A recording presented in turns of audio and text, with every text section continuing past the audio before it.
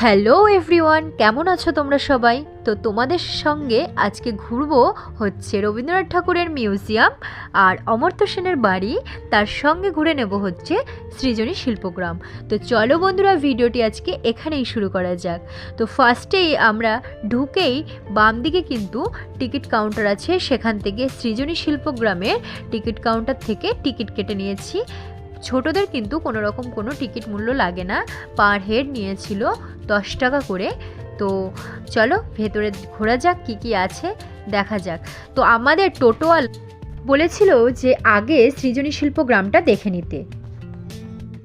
তার কারণ হচ্ছে এখানে কিন্তু অনেকটাই সময় লেগে যাবে তোমাদের সব জিনিস একে একে দেখতে। তো ফার্স্টে ঢুকেই কিন্তু এইরকম একটা জলাশয় দেখতে পারবে, যার মধ্যে খুব সুন্দর শালুক ফুল ফুটে রয়েছে, আর শালুক ফুলগুলোর কালারও কিন্তু খুব সুন্দর। তারপরেই দেখো সামনে ঢুকে এরকম সিধু কানু, তারপরে লক্ষণ নায়ক, অনেকের স্ট্যাচু এখানে দেওয়া রয়েছে। তো এখানে তোমরা কিন্তু ফটো তুলতেই পারো।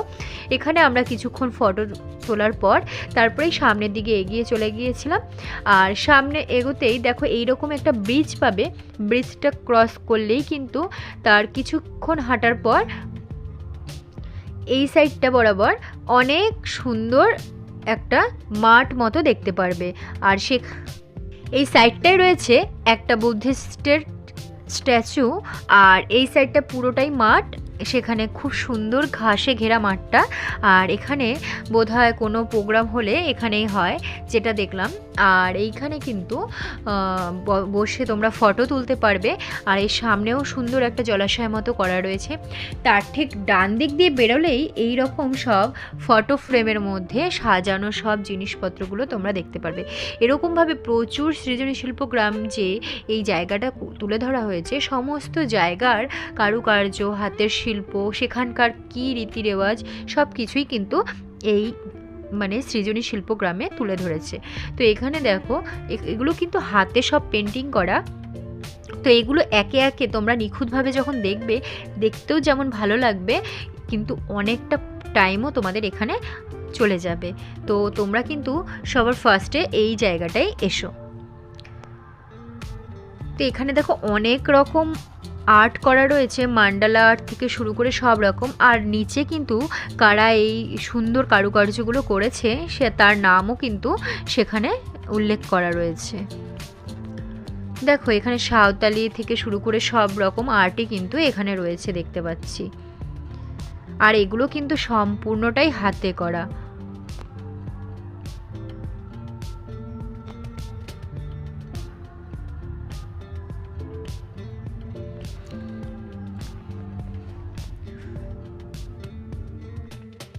তারপর তোমরা সেখান থেকে বেরিয়ে ডান দিক বরাবর হাঁটলেই কিন্তু ডান হাতেই পেয়ে যাবে এইরকম ওই তাঁত থেকে কিভাবে শাড়ি তৈরি করা হয় সম্পূর্ণ প্রসেস কিন্তু এখানে দেখানো রয়েছে। ডাম রয়েছে, ববিন রয়েছে, সুতো রয়েছে, সানা রয়েছে, রয়েছে, সব সম্পূর্ণটাই কিন্তু রোলার রয়েছে, সম্পূর্ণটাই এই তাঁতের সব এখানে দেখানো রয়েছে।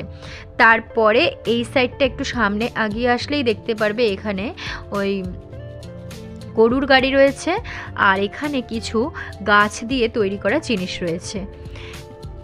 এখানে এই সাইডটায় সেরকম কিছু নেই।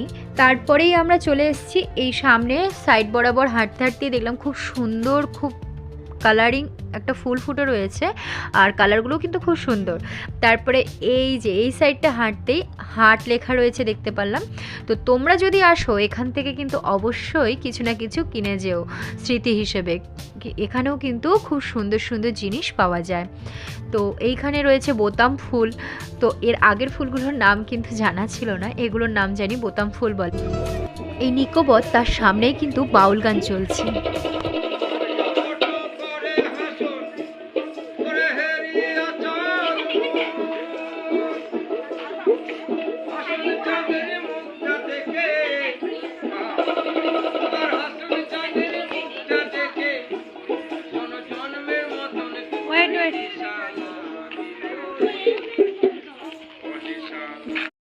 এই নিকোবরের সামনেই বাউল গান চলছিল, খুব সুন্দর বাউল গান হচ্ছিল, তবে আমাদের একদমই হাতে সময় ছিল না, তাই আমরা দাঁড়িয়ে সেটা দেখতে পারলাম না। তবে এই নিকোবরের ভেতরে কি আছে তো সেটা চলো দেখে নেওয়া যাক। এখানে দেখো সেই একই কারুকার্য হাতের তৈরি মানে পেন্টিং রয়েছে, খুব সুন্দর রয়েছে পেন্টিংগুলো, আর সম্পূর্ণটাই দেখো হাতে তৈরি এখানকার সব জিনিসপত্র। তো যেটা দেখলাম বেশিরভাগই এই সৃজনী শিল্পগ্রামের হাতের তৈরি জিনিসই রয়েছে।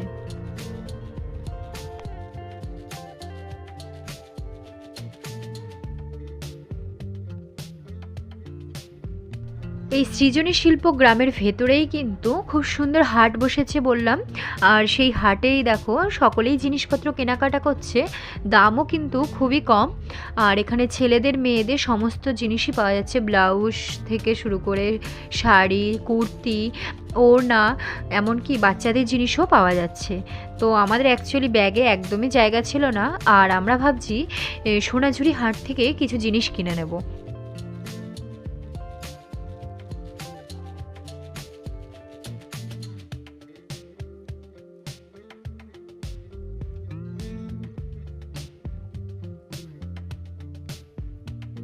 এই যে প্রত্যেকটা ঘর ছোট ছোট করে কুঁড়ে ঘরের মতো করা রয়েছে এখানে, আর এই প্রত্যেকটা কুঁড়ে ঘরেই এক একটা স্টেটকে এখানে রিপ্রেজেন্ট করেছে। এখানে কিছু মানুষ হাঁড়িতে ভাত রান্না করছে, মানে কোন জেলার মানুষরা বা কোন রাজ্যের মানুষরা কীরকমভাবে মানে রান্নাবান্না বা তাদের কীরকম চাল চলন সব রকম সমস্ত কিছুই কিন্তু এই ছোট ছোট কুঁড়ে ঘরের মধ্যে থিম করে সাজানো রয়েছে। সমস্তটাই মাটি সব রকম কারুকার্য করে সাজানো রয়েছে। দেখো এখানেও সমস্ত কিছু রয়েছে, এগুলো কিন্তু সবই হাতে তৈরি।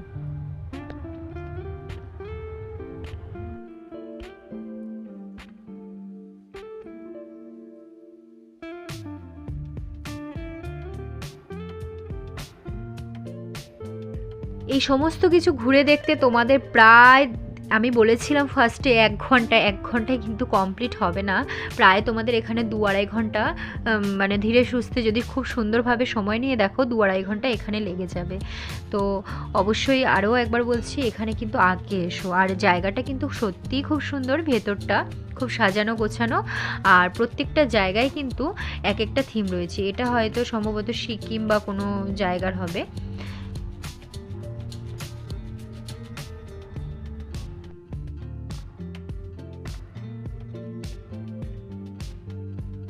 আমাদের দেখা প্রায় কমপ্লিট হয়ে গেছে, সমস্তটা তোমাদের সাথে তুলে ধরিনি কারণ অনেকটা লেট হয়ে যাবে। তো আমরা ভাবছি এবার চলে যাব অমর্ত্য সেনের বাড়ি দেখতে। তো চলো ওখানে তোমাদের সাথে গিয়ে দেখা হচ্ছে। তো যে আমরা টোটো করে এসছিলাম ওই টোটো কাকুই বলে দিলেন যে এটা হচ্ছে অমর্ত্য সেনের বাড়ি। তো ওনাকে জাস্ট যদি তোমরা রিজার্ভ করে নাও যে আমরা এই জায়গাগুলো ঘুরবো, তো ওনারা 1000 থেকে 1500 টাকা নেবে। সমস্ত শান্তিনিকেতনে যে কটা জায়গা দেখার আছে ওনারা কিন্তু ঠিক সকাল থেকে রাত অবধি তোমাদের ঘুরিয়ে সন্ধে অবধি ঘুরিয়ে দেখিয়ে দেবে। তো এই অমর্ত্য সেনের বাড়িটা এখন লক করা রয়েছে, ভেতরে ঢোকার কোনো পারমিশন নেই, যেহেতু কোনো ঝামেলা চলছিল, এখনও চলছে সেই ঝামেলা, সেই কারণেই ভেতরে ঢোকার কোনো পারমিশন নেই। তো বাইরে থেকেই আমরা কিছু ফটো তুলে নিয়েছি, আর তোমাদের ভিডিওতে এইটুকুই দেখাচ্ছি।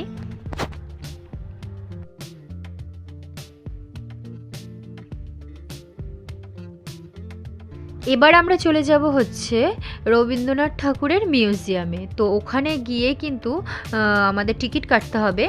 তো টিকিটের নাকি শুনেছি প্রচুর লাইন পড়ে, তো চলো গিয়ে দেখা যাক। তবে ছাতিমতলাটা আমরা মিস করে যাচ্ছি, আমাদের ট্রেনের টাইম হয়ে যাচ্ছে, আর আমাদের আজকে কিন্তু ফিরতে হবে, 3:20 আমাদের ট্রেন রয়েছে। তো এখানে আমরা চলে এসেছি রবীন্দ্রনাথ ঠাকুরের মিউজিয়াম দেখতে। তো এখানে প্রচুর লাইন রয়েছে, আর লাইন বেশিক্ষণ লাগছেও না, খুব একটা টাইম লাগছে না।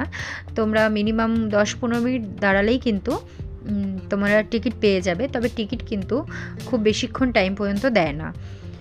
আর এখানে কিন্তু তোমরা একটা জিনিস খেয়াল রাখবে, এখানে আসলে কিন্তু তোমরা ডোনেটও করতে পারো। তো আমরাও কিছু ডোনেট করে নিয়েছিলাম, এখানে দিয়েছিলাম আর কি। আর এই সাইডটায় রয়েছে টয়লেট, তোমরা এখানে আসলে কিন্তু টয়লেটও যাদের প্রবলেম হবে এখানে যেতে পারবে। এই হচ্ছে সেই রবীন্দ্রনাথ ঠাকুরের মিউজিয়াম, যেখানে আগে আমি 2-4টে ভিডিও দেখেছিলাম, সম্ভবত আগে করতে দিত ভিডিও ভেতরে, তবে এখন ব্লগারদের মানে উপদ্রব যাকে বলতে পারো, আমাদের মতো ভিডিও যারা করে তাদের জন্যই হয়তো ভেতরটায় করতে দেন না।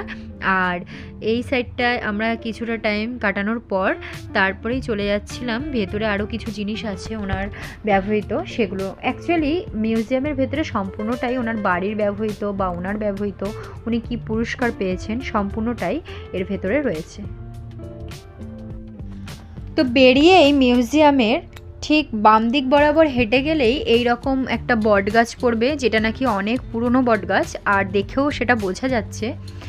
তো সামনে রয়েছে ওনারই ব্যবহৃত গাড়ি বা ওনার ব্যবহৃত বাড়ি, সম্ভবত এগুলোই রয়েছে। তো চলো ওখানে গিয়ে কথা হচ্ছে।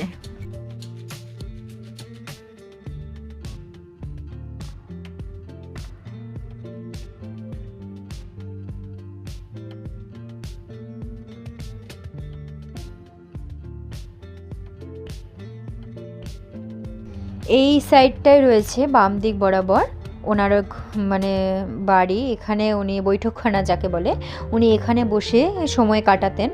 আর খুব সুন্দরভাবে গোছানো রয়েছে ওনার জিনিসগুলো, স্বচ্ছকে দেখতে পাচ্ছি আমরা এখনও, আর খুব যত্ন করে রেখেছে বলেই হয়তো আমরা এখনও দেখতে পাচ্ছি। আর পুরোটাই কিন্তু লাল মাটির এরিয়া। আর দেখো এই সাইডটায় বাড়িটা তোমাদের দেখায় কত সুন্দরভাবে, মানে এত বছর আগেও এত সুন্দর একটা বাড়ি ছিল ওনার।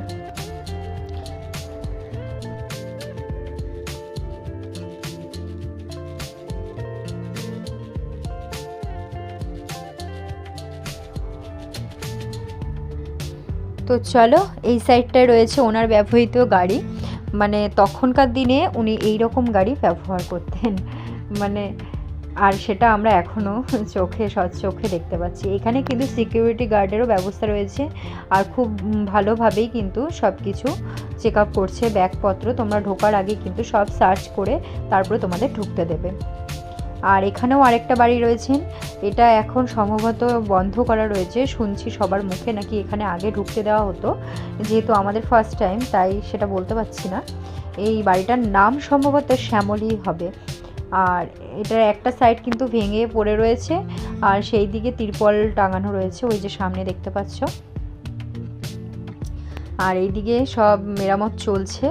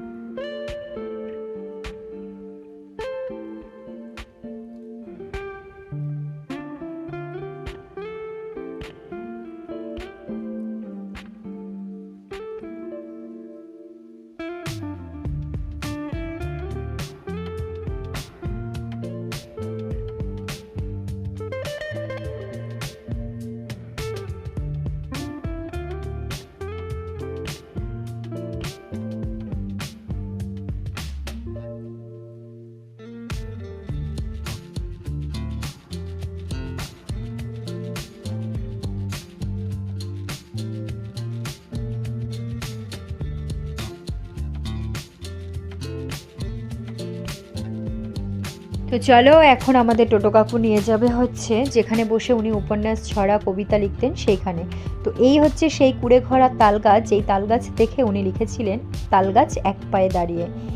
আর এই হচ্ছে সেই বটগাছের ছবি, যে এই বটগাছটা সহজ পাঠের পাঠ্য বইয়ে দেওয়া রয়েছে। তো আজকের মতো ভিডিওটি এখানেই শেষ করছি, দেখা হচ্ছে নেক্সট ভিডিওতে। ভিডিওটি ভালো লাগলে অবশ্যই সাবস্ক্রাইব করে পাশে থাকবে, আর অবশ্যই লাইক করতে, কমেন্ট করতে ভুলবে না। তো টাটা।